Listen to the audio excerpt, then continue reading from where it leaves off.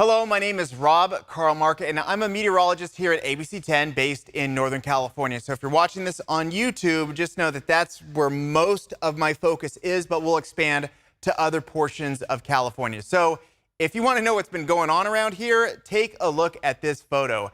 This spot is Kirkwood. Now, Kirkwood is 7,800 feet up. It's in this really remote part of the state, to be honest with you. It's 30 miles south of South Lake Tahoe.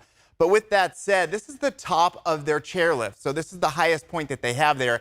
And you can see that the snow is even higher than the top of the chairlift. So they're digging out, they're cleaning up. They've been closed. The road's getting in and out for days and days and days. And this has been the situation all over Northern California. And as we know, at times in Southern California as well. So clearly the snow is water to come. But what's in the reservoirs right now?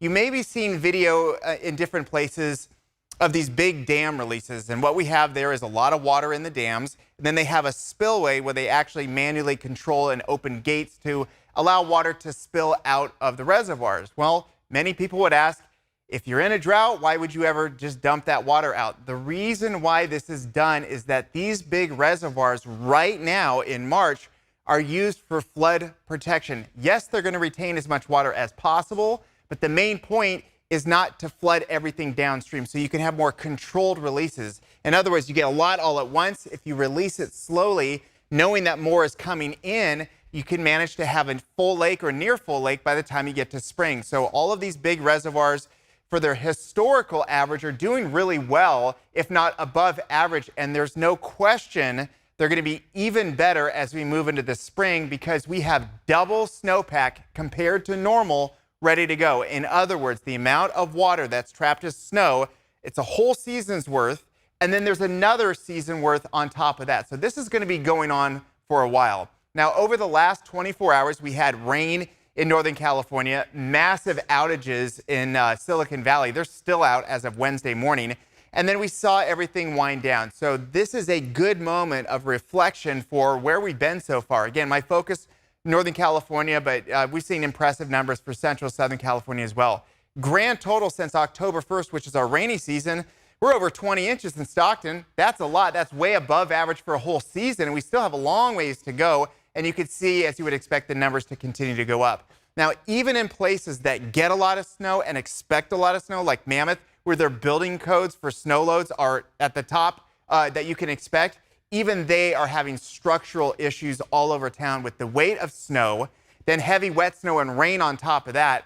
But again, the benefit is that we are essentially drought-free through a good chunk of the state. And when we look at this map again tomorrow morning on Thursday, it's going to be even better because the amount of water coming in over the next 7 to 10 days keeps going. Now, some of these storms maybe aren't as wet as what we just went through, but they're still very impressive and they're cold as well. So many ski areas will be reporting at some point next week going well over 700 inches of snow for a season.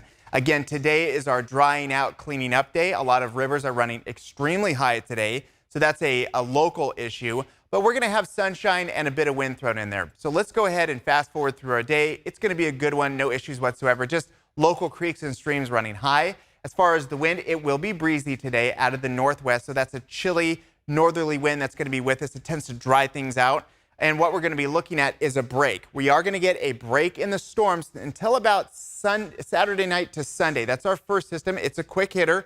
It's going to be in here and out of here. But everyone needs to pay attention to next week. Monday, we've got a storm with rain and snow. Snow around 4,000 feet, by the way. Tuesday, we've got another one. Perhaps another one on Wednesday.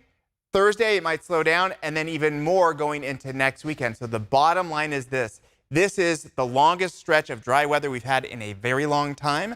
That's what we're going to have here for the next 4 days or so. It begins again Saturday to Sunday, and many more wet and cold storms all of next week.